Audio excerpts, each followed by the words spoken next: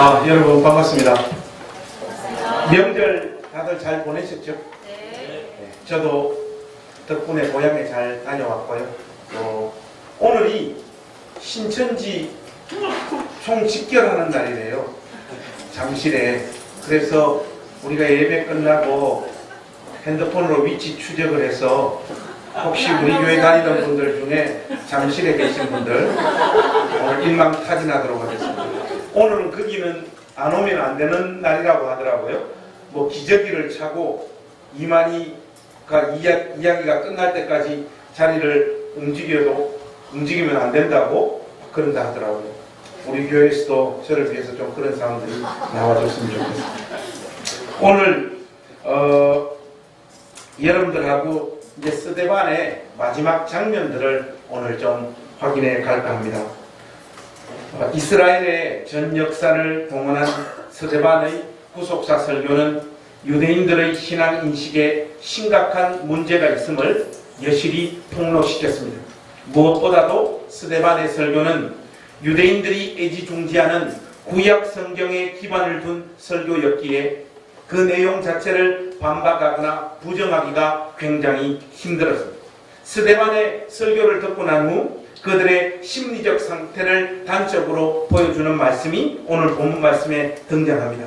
이 54절 말씀 한번 보세요. 여기 보면 스데반의 설교를 들은 그들의 마음의 상태를 이렇게 표현하고 있습니다. 우리 54절 같이 한번 읽겠습니다. 그들이 이 말을 듣고 마음에 찔려 그를 향하여 이를 갈거늘. 이 구절이 참 인상적인 것은 베드로의 설교를 들었던 사람들의 마음에도 이 동일한 현상이 나타났다는 것이에요. 그들은 회개의 자리로 나아갔지만 스데반의 설교를 들은 이들은 동일한 찔림은 있었으되 그것이 이를 가는 자리로 흘러갔더라. 성경이 그렇게 우리에게 말씀하고 있습니다. 설교자의 한 사람으로 성도들의 영적 상황을 지켜보면 이 말은 과연 사실인 것 같아요. 은혜를 받았다라고 하는 감정, 설교의 찔림을 얻었다라고 하는 경험이 그 사람의 행실을 온전하게 뜯어 고치는 것은 반드시 일어나는 것이 아니더라고요. 그것은 별개의 문제임을 설교를 하면 할수록 제가 절감하게 되어집니다. 은혜는 엄청 잘 받는데 사람은 꽝인 경우가 의외로 많더라고요. 우리 교회도 적지 않습니다. 어쩌면 이런 사람들의 영적인 상태가 스데반의 설교를 들은 유대인들과 동일한 자리에 서 있는 경우가 아닐까 그렇게 생각해 봅니다.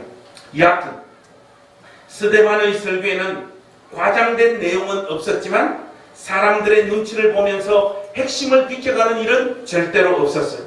유대인들의 역사를 살펴본 후에 스데반은 그들의 영적인 상태를 하나님 말씀을 동원하여 간단 명료하게 진단합니다. 그 내용이 51절입니다. 목이 곧고 마음과 귀에 할례를 받지 못한 사람들아, 너희도 너희 조상과 같이 항상 성령을 거스르는도다. 51절에 등장하는 이 표현들은 하나님께서 이스라엘 백성들을 향하여 출애굽기와 신명기에서 이미 사용하셨던 표현들입니다. 한마디로 너희들은 너희 조상들과 동일선상에 놓여있는 악당들이다. 이것이 스데반의 설교의 결론입니다. 특별히 51절 말씀의 방점은 너희 조상과 같이 항상 성령을 거스르는도다. 여기에 있습니다. 헬러 본문에도 너희라고 하는 인칭 대명사를 강조한 형태로 이 말씀을 표현하고 있고요. 구문 자체도 그렇지만 여러분 7장 말씀 한번 보십시오.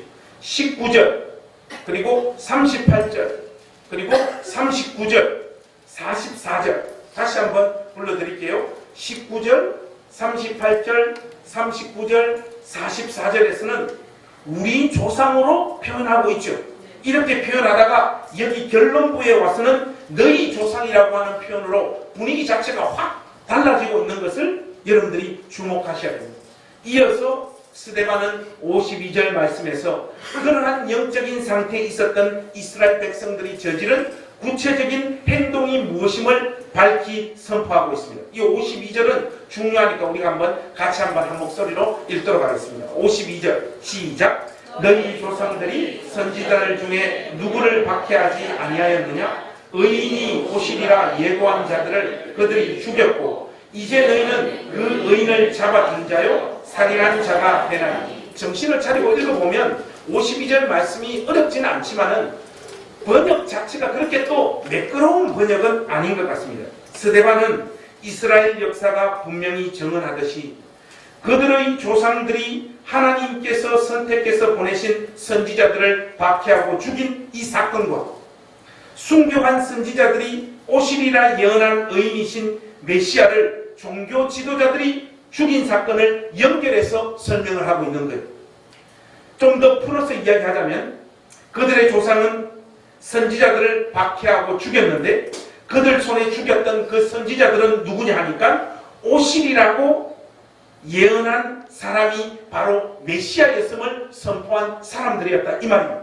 종국에는 어떤 일이 벌어졌습니까? 오신 그 메시아를 잡아 죽인 자들은 바로 너희들이 아니냐. 이것이 스데반이 그들의 행위 자체를 구체적으로 지적하고 있는 내용입니다. 이것은 그들을 향한 최종적이고 완성된 기소장이었습니다. 여기서 중요한 내용을 하나만 더 살펴볼 게 있습니다. 그것이 뭔가 하면 스데반은 다른 호칭이 있었지만 메시아이신 예수님을 의인으로 표현하고 있다는 것을 여러분 주목하십시오. 여기에도 의도가 있는 겁니다.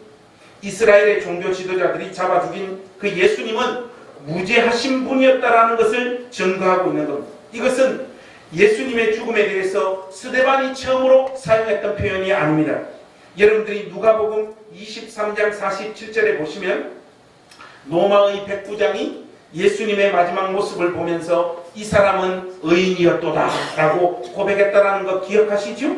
무엇보다도 사도행전 3장 14절에서 사도 베드로의 설교 속에서도 이 표현이 똑같이 등장한다는 사실을 여러분들이 기억하셔야 됩니다. 여러분들이 누가의 신학에 정통할 필요는 없겠지만 누가복음이 다른 복음설에 비해서 예수님의 무죄성을 더 강력하게 지지하고 있고 선포하고 있다라고 하는 사실은 여러분들이 아시면 좋습니다.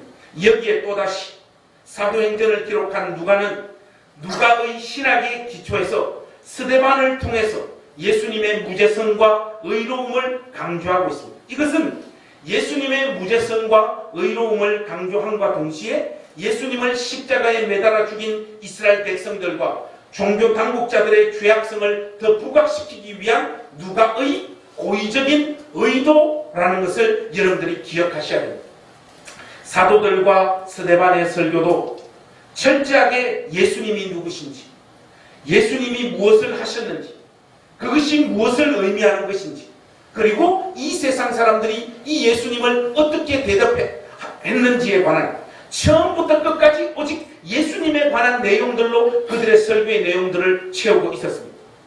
동시에 그 설교를 듣는 인간들의 태도와 반응도 한결같았음을 누가는 이야기하고 있습니다. 사도행전 5장 33절에서 베드로의 설교의 내용을 살펴보면 이런 표현이 나와요. 그들이 듣고 크게 노하여 사도들을 없이 하고자 할세. 그들의 반응은 스데반의 설교에서도 똑같이 표출되어지고 있습니다. 54절 말씀, 아까 우리가 살펴봤듯이 그들이 이 말을 듣고 마음에 찔려 그를 향하여 이를 갈더라. 여러분, 예수 그리스도의 복음을 가감없이 있는 그대로 선포할 때 그 메시지 앞에 어떤 영혼들은 마음에 찔림 가운데 회개의 자리로 나올지 모르지만은 예수 그리스도의 복음을 모든 사람들이 수용하고 좋아하는 것은 결코 아니라는 것을 성경 말씀이 우리에게 생생하게 증언해주고 있습니다. 이러한 마음 상태에서 결국 그들은 돌로 스데반을 쳐 죽이는 자리까지 나아갑니다.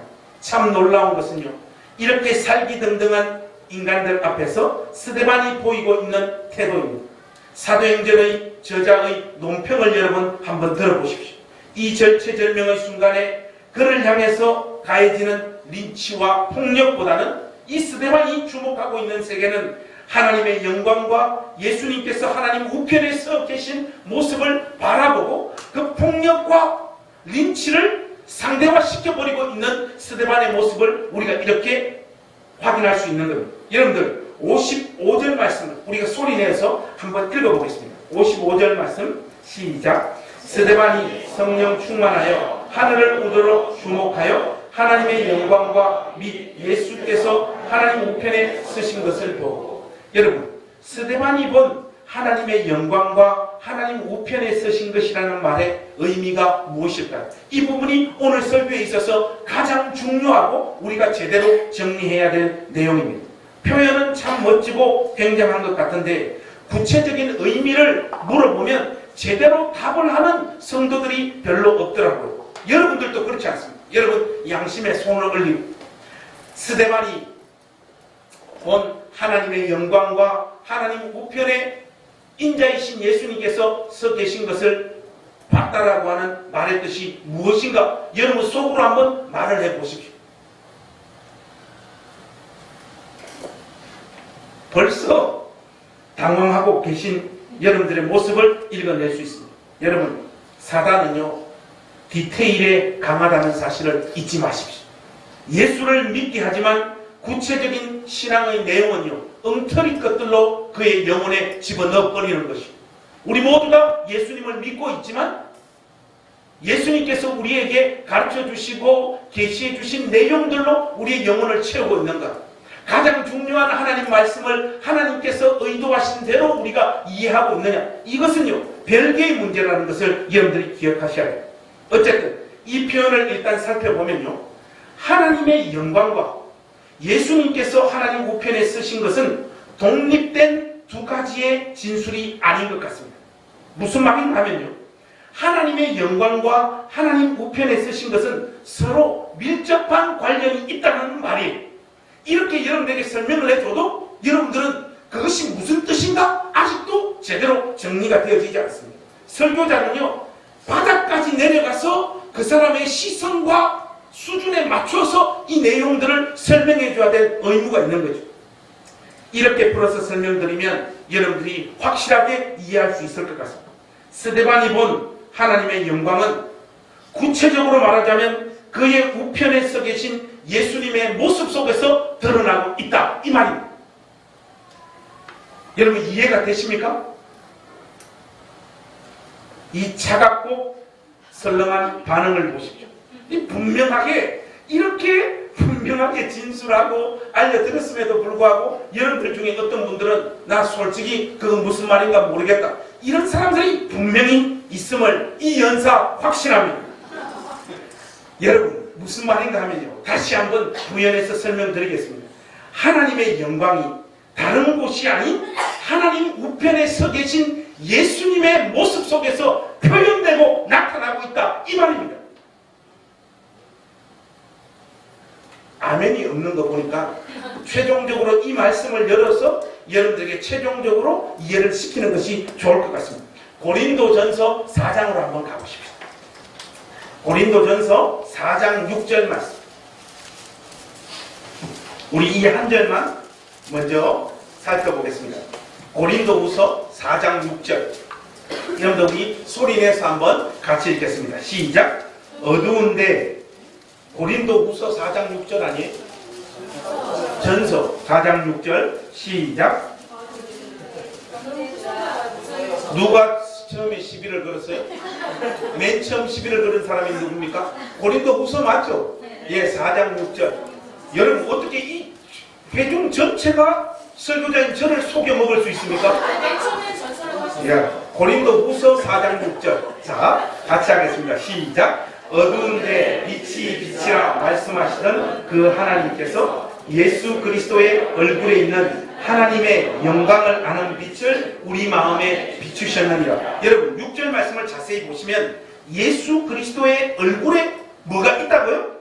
하나님의 영광을 아는 빛이 있고 그 빛이 우리 마음에 비추었다고 했잖아요.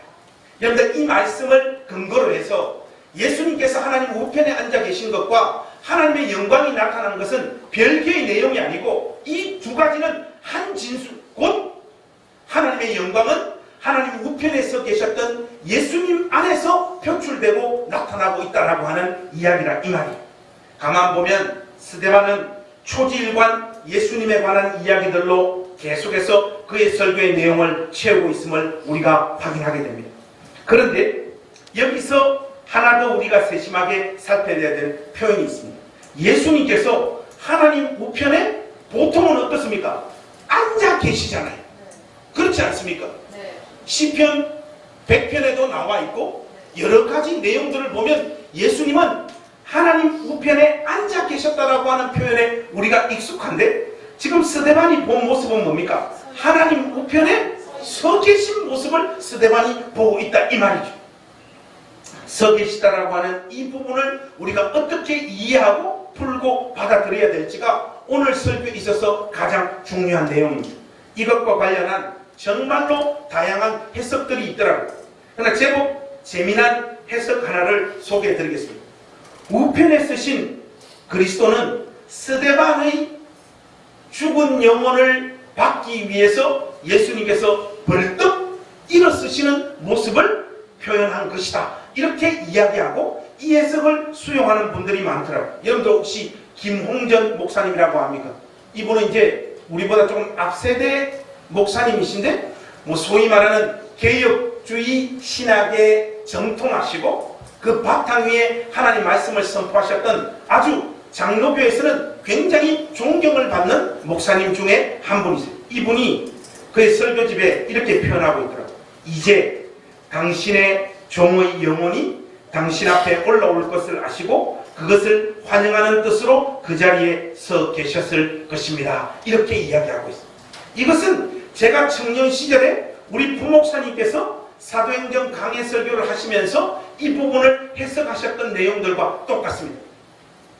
목사로서 이 부분을 해석을 하면서 설교를 하면서 제가 느꼈던 것은 그때 우리 부목사님이 독창적인 자기의 해석이 아니고 누군가를 보고 뺏겼구나. 그것을 설교를 준비를 하면서 확신하게 되었습니다. 저는 이 해석에 동의하지 않습니다. 저는 이 해석을 단호하게 거부합니다. 거부하는 이유는 지금 흘러가고 있는 맥락과 그렇게 어울리지 않고 성경적인 근거를 찾아볼 수 없다라는 것이에요.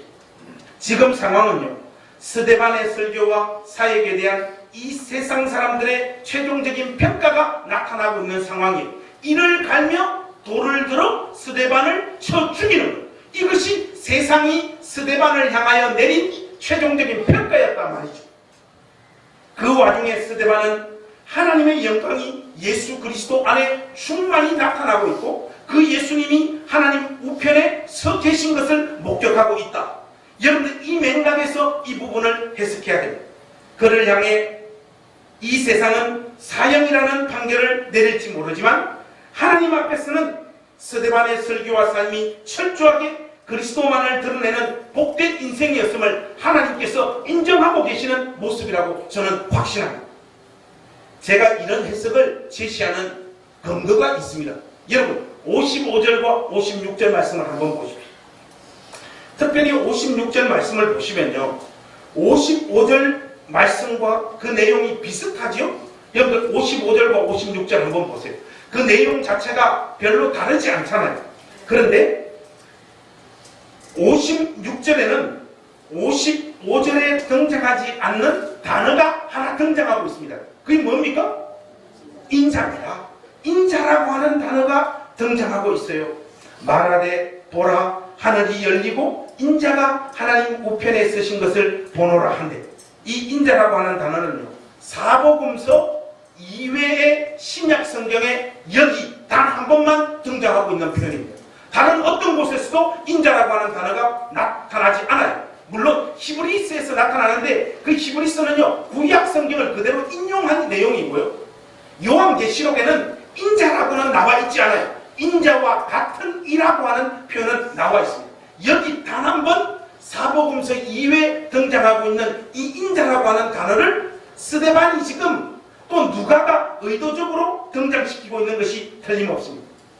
우리는 인자라는 이 단어를 살핌과 동시에 지금과 같이 그리스도의 복음을 전가하고 선포하다가 핍박과 박해를 받는 이 상황 속에서 예수님께서 신자가 어떻게 그 행동을 취해야 하는지에 관한 말씀을 동시에 찾아서 연결할 수 있어야 됩니다. 그래야지 이 말씀이 어떤 의미인가를 우리가 확인할 수 있습니다. 여러분, 우리가 말씀 한 구절만 열어서 확인해 보십시오.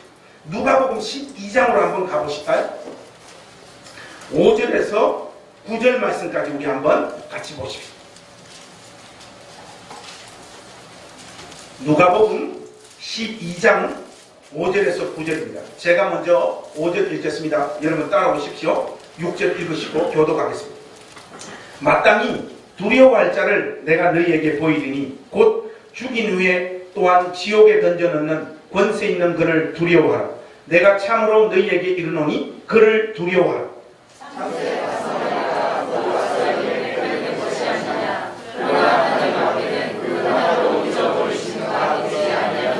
너희에게도 심지어 머리털까지도 다 세신 바 되었나니 두려워하지 말라. 너희는 많은 참새보다 더 귀함이라.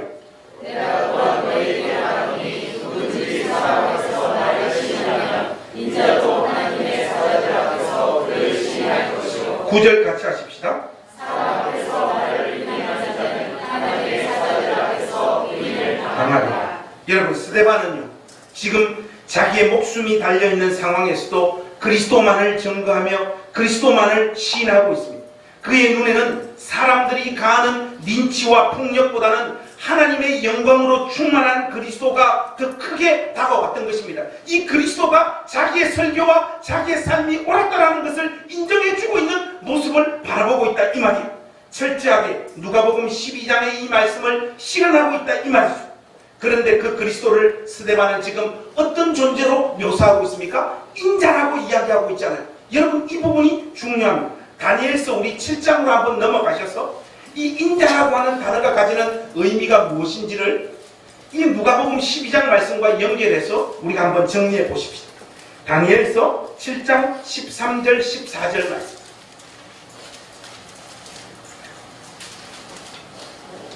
다니엘서 7장 13절 14절 우리 한 목소리 한번 같이 읽겠습니다. 시작. 내가 또 밤 황중에 보니 인자 같은 이가 하늘 구름을 타고 와서 옛적부터 항상 계신 이에게 나아가 그 앞으로 인도되매 그에게 권세와 영광과 나라를 주고 모든 백성과 나라들과 다른 언어를 말하는 모든 자들이 그를 섬기게 하였으니 그의 권세는 소멸되지 아니하는 영원한 권세요 그의 나라는 멸망하지 아니할 것이라. 여러분 이 말씀을 보시면요 인자라고 하는 존재는 하나님으로부터 모든 권세와 영광을 받기 위해 하나님 앞으로 나아가는 존재로 묘사하고 있습니다. 그래서 여러분들 14절 말씀 초반부에 보시면 그에게 권세와 영광과 나라를 주고 모든 백성과 나라들과 다른 언어를 말하는 모든 자들이 그를 섬기게 하였으니 이 말씀이 나와요. 다니엘서의 이 말씀의 요지는 분명합니다. 인자는 모든 나라와 인생들의 삶을 판단하시는 유일한 심판주시며 주권자라는 것이 이것이 다니엘서 7장에 등장하고 있는 인자가 가진 확실한 권세요 직위입니다. 비록 땅에서는 너희들이 자기 자신을 사형에 해당한다고 선언할지 모르지만 사람들 앞에서 인자 대신 그리스도를 부인하지 않으며 증거하는 그 자신을 인자 대신 그리스도께서 천상 보좌에서 옳다라고 인정하고 계신다라고 하는 것이 하나님의 영광과 하나님 우편에 서 계신 인자의 모습을 본 것이다. 그렇게 우리가 이해하고 받아들이는 것이 누가복음과 다니엘서의 말씀을 근거로 제대로 이 본문 말씀을 해석하는 것이라고 저는 확신합니다. 여러분 이런 확신은 참 바르고 좋은 것이긴 한데 그 대가는 가혹합니다. 독일의 시인 나인홀트 슈나이드가 이런 말을 했어요. 여러분 한번 들어보세요. 주의 이름으로 시대 정신에 저항하는 자들은 그 정신의 보복을 받을 것이다. 정확한 말이죠. 우리는 이 시대의 정신에 적당히 저항하고 예수도 적당히 믿습니다. 스데반처럼 믿지 않아요. 이유는 간단합니다. 스데반처럼 하다가는 신세를 완전히 망치게 되기 때문입니다. 스데반은 그의 담대한 증언으로 말미암아 순교의 자리까지 내몰립니다. 그런데 말이죠. 순교자, 곧 증인. 사도행전의 문맥에서는 순교자와 증인이 동의어로 사용되어진다는 것을 여러분들에게 말씀드렸죠. 순교자와 증인이 되는 것의 요점은 자기의 생명을 죽음의 자리에 내어놓음으로써 자기의 믿음의 진심을 드러내는 것, 거기에 방점이 맞춰져 있는 것이 아닙니다. 그것보다 더 중요한 순교자와 증인의 사명이 있습니다. 이렇게만 흘러가다 보면요, 신앙을요 비장미로 갖추고 자기를 포장할 수 있게 되어집니다. 그보다 훨씬 더 중요한 것이 있습니다. 신자는 누구인가? 실제의 두 차원, 이 세상이 내리는 평가와 저 천상에서 우리 주님께서 내리시는 이 평가, 이 두 세계를 동시에 다 보고 나서 숨겨져 있기에 아직 저 천상의 것을 보지 못하는 사람들에게 영광 중에 계시는 인자 되시는 우리 주 예수 그리스도는 지금도 분명히 살아계시는 실제적인 존재이심을 자신의 전 인생과 삶을 통하여 증언하는 자리에 서는 사명을 가지고 있는 자라는 것을 여러분들이 기억하셔야 됩니다. 이것이 우리의 사명이요, 우리의 특권이요, 우리의 자랑입니다. 스데반의 마지막 가는 길을 한번 보십시오. 예수님 안에 나타나고 있는 하나님의 영광을 본 자들은 예수님께서 이 땅에서 사신 그 삶을 동일하게 걸어가게 되고, 그 수고와 헌신의 걸음을 통해서 하나님께서 하나님 자신의 일을 성취하는 통로로 사용되어진다는 것을 여러분들이 기억하셔야 됩니다. 여러분들이 잘 아시다시피 스데반이 죽으면서 토해놓는 그 기도는 예수님께서 십자가에서 죽음의 순간에 토해놓은 기도의 내용과 거의 똑같습니다. 예수님의 기도는 이러하죠. 아버지여, 저희를 사하여 주옵소서. 자기의 하는 것을 알지 못함이니이다. 스데반의 마지막 기도는 어떠합니까? 자기 자신의 의로움을 부각하거나 자신의 억울함을 호소하는 것이 아니었어요. 거기에는 자기의 자랑이나 억울함에 대한 호소나 자기 선전이 전혀 존재하지 않았습니다. 자신을 돌로 치는 자들을 향한 하나님의 자비와 용서를 구하고 있습니다. 무릎을 꿇고 크게 불러 아뢰되 주여 이 죄를 그들에게 돌리지 마옵소서. 이 말을 하고 자니라. 하나님은 스데반의 죽음을 통해서 무슨 일을 이루고 계십니까? 그냥 한 사람이 죽었을 뿐인데 하나님께서는 그의 죽음을 통해서 위대한 하나님의 일을 성취하고 이루고 계십니다. 사도행전을 저술한 누가가 이방인의 선교가 시작되어지는 장면인 8장 초입에 스데반의 사건을 배치하고 있는 이유를 여러분들이 눈치를 채야 합니다. 무슨 말인가 하면, 우리가 지금 살펴보고 있는 스데반의 죽음에 대한 제대로 된 해석의 결론은 뭐냐? 하나님 앞으로 나아가는 유일한 길은 이제 성전을 통한 방법보다 더 직접적이고 충분하게 인자 되시는 그리스도 안에서 열리고 있음을 스데반은 선포하고 있는 것입니다. 동시에 더 나아가 특정한 집단이나 국가가 하나님의 일을 섬기는 일에 특권을 지니는 일들이 이제는 종식되어졌다라고 하는 것을 스데반의 죽음을 통해서 확정하고 계신 것이에요. 또 하나 더 있습니다. 인자 되시는 그 그리스도의 주권이 이제 어떤 구분도 없이 모든 나라와 종족을 품을 것이라는 것을 선포하고 있고, 그 내용이 8장에서부터 본격화되어지고 있는 것입니다. 이 일을 스데반의 죽음을 통해서 이루시는 하나님의 일하심을 우리는 생생하게 8장에서부터 본격적으로 확인하게 될 것입니다. 무엇보다 그의 마지막 기도는 땅에 떨어지지 않고 그를 죽이는 일을 진두지휘했던 사울을 바울되게 하는 역사를 만들어내고 있다는 사실도 여러분들이 기억하십시오. 결론을 맺겠습니다. 스데반의 삶은 그리스도를 증거하기 위하여 존재하는 인생이었고, 그리스도가 걸어갔던 삶의 길에 동일하게 서 있었던 인생이었습니다.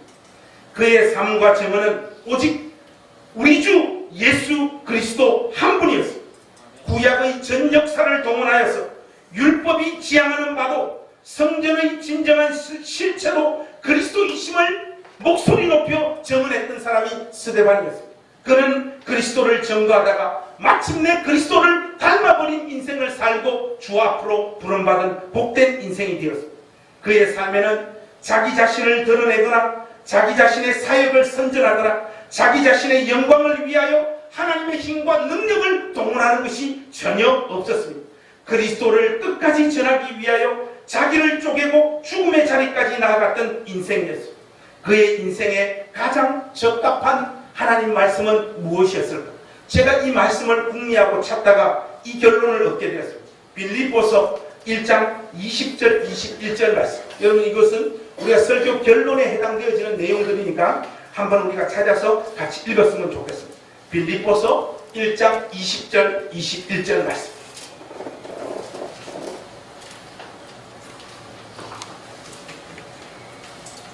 같이 한번 읽으십시다. 시작.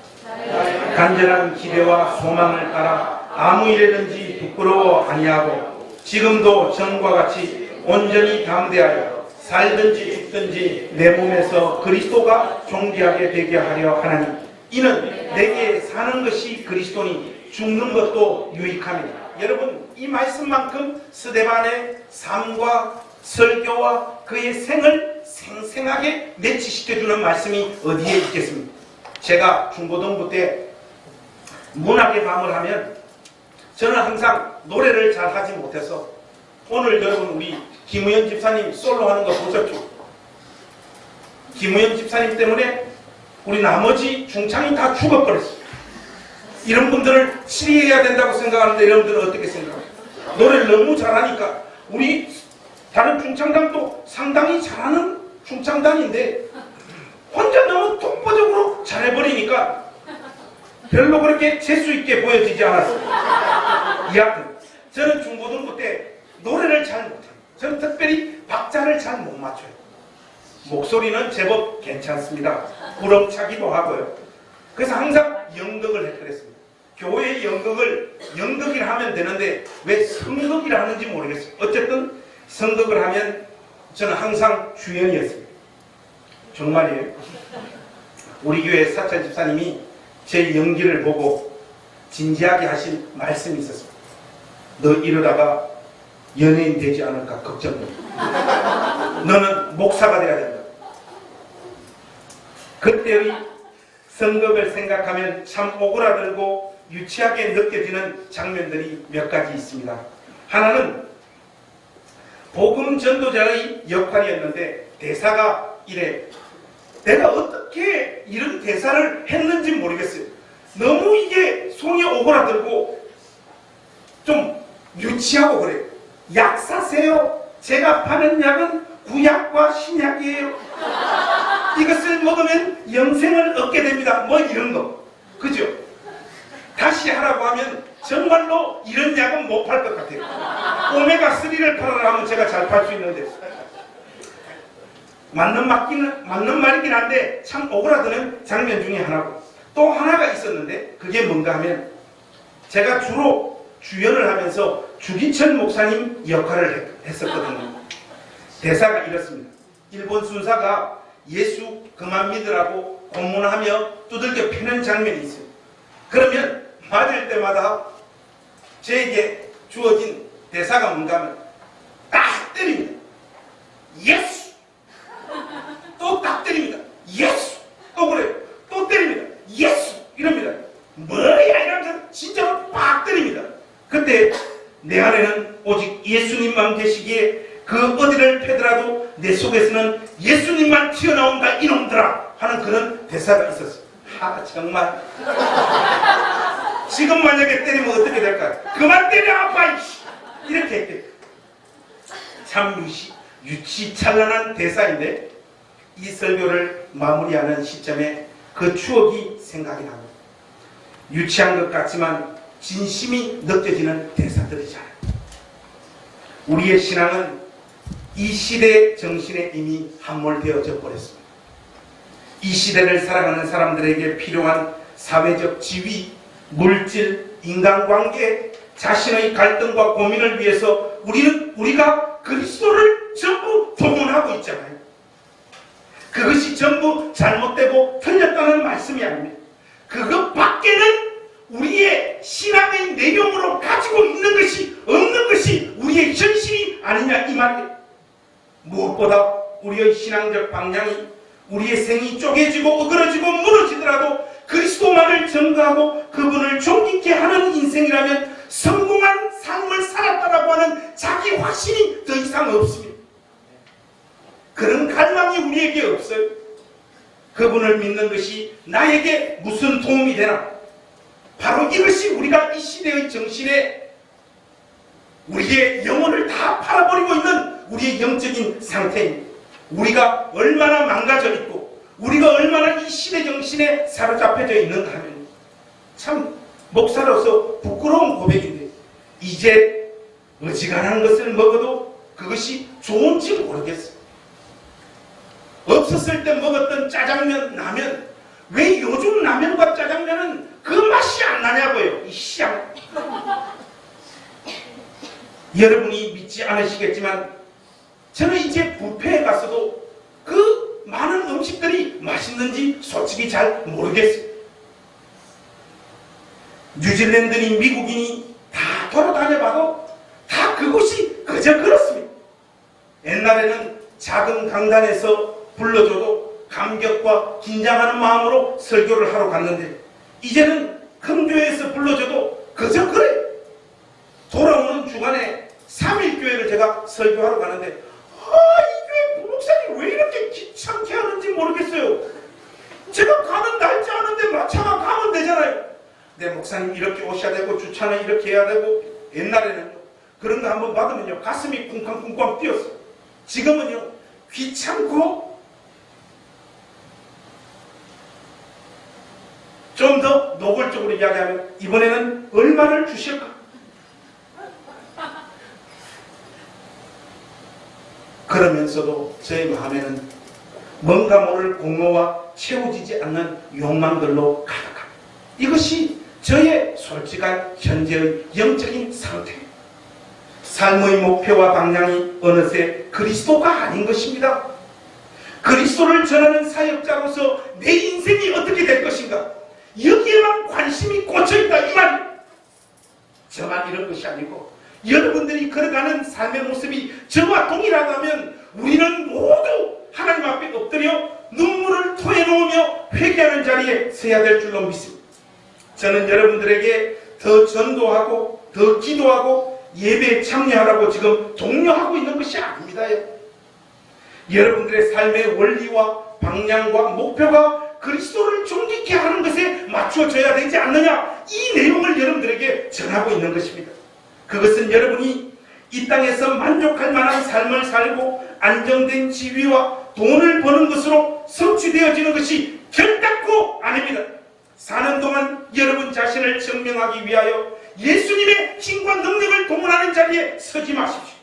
그것은 스데반이 걸어갔던 길이 아닙니다. 죽음의 자리까지 내몰리는 그 삶 속에서도 하나님의 영광과 그리스도께서 하나님 우편에 서 계신 모습을 신자가 바라볼 수 있는 사람이 되어야 합니다. 문제는 고통과 아픔과 시련과 실패의 삶 속에서는 하나님의 영광과 그리스도께서 하나님 우편에 서 계신 모습들이 보여지지 않고 보지 않는다는 것이 우리 신앙의 가장 큰 문제입니다. 이것이 우리 신앙의 한계요 현실이지 않느냐 이 말이. 뭔가 내가 예상한 인생과 삶이 내 삶 가운데 찾아와야 되는데 그것과 비켜나는 삶이 찾아왔을 때 그냥 신앙은 문의로만 가지고 있는 것이 저와 여러분들의 객관적인 영적인 상태 아니냐 이 말. 제가 깊이 사귀는 두 목사님이 이번 추석 연휴에 동일한 경험을 하셨어요. 추석 연휴가 끝나가는 시점에 목회자에게 있어서 주일이 끼어있는 추석 연휴라고 하는 것은 오히려 더 불편하고 힘들거든요. 추석 연휴가 끝나가는 시점에 교회에 와보니까 교회 앞에 똥을 사나 어떤 놈이, 이분이 글을 아주 두 분 다 재미있게 쓰셨어요. 한 분은 이렇게 쓰셨어요. 냄새, 양, 색깔을 확인한 결과 동일범이 분명하다. 저는 어디에서 은혜를 받았는가 하면 동일범이 분명하다 해놓고 요 표시 있잖아요. 요 표시, 요 웃음 표시, 그렇게 하고 이 사건을 받아들이고 넘어가더라. 또 한 분은 표현이 더 생생합니다. 직경 15cm, 점성이 얼마나 뛰어난지 모짜렐라 버거와 같이 잘 떨어지지도 않는다. 이렇게 여러분, 이 두 목사님 얼마나 재미난 분들입니까? 여러분, 이런 게 신앙의 실력입니다. 비위가 너무 약하셔서 마스크를 쓰고 그것을 다 치우시고 또 자기들에게 주어진 그 목회 여정을 두벅두벅 걸어가시죠. 우리 교회 앞에 누가 똥을 사놨다고 생각을 해보세요. 핸드폰 꺼내서 전사님들 제가 다 부르지 않겠습니까? 여러분, 저 말은 여러분 삶을 찾아오는, 여러분들이 기대하지 않는, 마음에 들지 않는 이런 종류의 고통과 아픔 앞에서 웃고 즐기며 기뻐하라고 하는 메시지를 전하고 있는 것이 아닙니다. 그것은 신앙이 아니라 정신병입니다. 그것이 아니라 우리 삶 가운데 이런 현실이 찾아오더라도 이것으로 인하여 신자의 삶과 인생은 꺾이거나 무너지지 않는다는 말씀. 여러분들과 함께 오늘 최종적으로 이 말씀 우리 함께 읽으며 오늘 설교를 마무리 지을까 합니다. 고린도후서 4장으로 우리 한번 넘어가 보겠습니다. 5절에서 10절 말씀을 우리 교독해서 한번 읽겠습니다. 고린도후서 4장 5절에서 10절 말씀 우리 교독하면서 같이 한번 읽어보겠습니다. 여러분들 5절은 제일 중요한 거니까 여러분들이 먼저 읽으십시오. 시작. 우리는 우리를 정하는 것이 아니라 오직 그리스도 예수의 죽으신 것과 또 예수를 위하여 우리가 너희에게 죽는 것을 정하느니라. 어두운데 빛이 빛이라 말씀하셨던 그 하나님께서 예수 그리스도의 얼굴에 있는 하나님의 영광을 아는 빛을 우리 마음에 비추셨느니라. 우리가 이 보배를 즐거이 가졌으니 이는 신이 그 능력은 하나님께 있고 우리에게 있지 아니함을 알게 하려 함이라. 여러분들 8절부터는 중요하니까 우리가 한 목소리로 계속해서 같이 한번 읽으십시다. 시작. 우리가 사방으로 우겨쌈을 당하여도 쌓이지 아니하며 답답한 일을 당하여도 낙심하지 아니하며 박해를 받아도 버림받지 아니하며 거꾸러뜨림을 당하여도 망하지 아니하고 우리가 항상 예수의 죽음을 몸에 짊어지면 예수의 생명이 또한 우리 몸에 나타나게 하려 함이다. 사랑하는 우리 행신교회 가족 여러분, 우리가 못 살고 고난을 당하고 짓밟히고 사방으로 우겨쌈을 당한다 하더라도 우리는 망하지 않습니다. 우리 안에 우리 주님께서 살아 계시기 때문에 무엇보다도 우리의 운명은 그런 고난이 닥쳐올수록 오히려 예수의 생명이 우리 안에서 빛을 발하게 되는 영광된 자리로 부름받고 있는 사람들인 줄로 믿습니다. 더욱더 주님을 의지하는 인생이 될 수 있다 이 말입니다. 고난은 우리의 질그릇을 깨뜨리지만 그러나 바로 그 순간 그 속에 담겨진 보물이신 그리스도가 우리 안에서 빛을 발하게 될 줄로 믿습니다. 우리 삶의 여건을 다 망가뜨릴지 모르지만 우리를 견딜 수 없는 삶의 자리로 내몰지 모르지만 우리 안에 들어있던 예수의 생명이 바로 그 순간 드러나게 될 줄로 믿습니다. 주님을 보배로 모신 신자를 꺾을 수 있는 것은 이 세상에 존재하지 않는다는 사실을 여러분들이 기억하시며 여러분들의 길을 걸어가십시오. 우리 삶의 형통과 성공을 통해 우리 자신을 자랑하고 선진하는 것이 우리 삶의 목표가 아니라 그리스도를 드러내고 그분을 전하는 것이 우리 모두의 길임을 잊지 마셔서 여러분 삶의 무너짐과 실패와 아픔들로 인하여 너무 심각한 좌절과 고민의 자리로 여러분의 삶을 몰아가지 마십시오. 그것마저 우리 주 예수 그리스도를 드러내는 기회로 삼으십시오. 너는 그렇게밖에 살지 못하냐? 돈을 제대로 버는 것이 아니고 가정이 화목한 것도 아니고 애새끼들이 제대로 크는 것이 아니고 네 인생 가운데 성취한 것이 뭐며 이루는 것이 무엇이냐? 여러분을 향하여 세상이 그렇게 조롱하고 손가락질할 때 우리 입에서 토해놓을 말이 있는 거예요. 그렇기 때문에 나는 십자가 되신 이 예수님을 붙잡고 의지할 수밖에 없노라. 바로 그 순간조차도 우리 주님을 드러낼 수 있는 기회로 삼을 수 있는 제대로 된 믿음의 사람들이 될 수 있기를 우리 주님의 이름으로 축복하고 하나님께서 울며 불며 분투하며 걸어온 여러분 모든 생애를 통하여 일하시며 그 삶을 통하여 영광 받으실 줄로 믿습니다. 사랑하는 행신교회 가족 여러분, 스데반의 길을 가십시다. 예수 믿는 이 신앙을 동원하여 우리의 영광과 우리의 삶의 목표를 성취하고 이루는 것, 그것이 기독교 신앙의 본질이 아님을 명확하게 이 복된 주일날 여러분 가슴에 새기십시오. 그리스도를 존귀케 하고 그분을 드러내게 하고 그분의 영광을 위한 한 사람의 인생으로 사는 것, 그것으로 족합니다라고 하는 그 고백들이 이 복된 주 여러분 입술을 통하여 터져나오게 되시기를 우리 주님의 이름으로 축복합니다. 기도하겠습니다. 하나님, 예수 믿는 이 믿음과 신앙으로 우리가 이루고자 하는 것, 성취하고자 하는 것이 무엇인지 우리 자신들에게 진지하게 다시 묻게 하시고,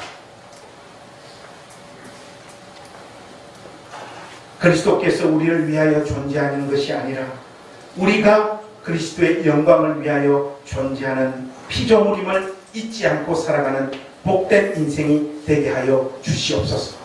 그리하여 하나님, 우리 삶이 그 어떤 자리로 내몰리더라도 하나님 영광을 위하여 수고하는 복된 인생이 되어질 수 있도록 은혜 베풀어 주시옵소서. 예수님의 이름으로 기도하옵나이다.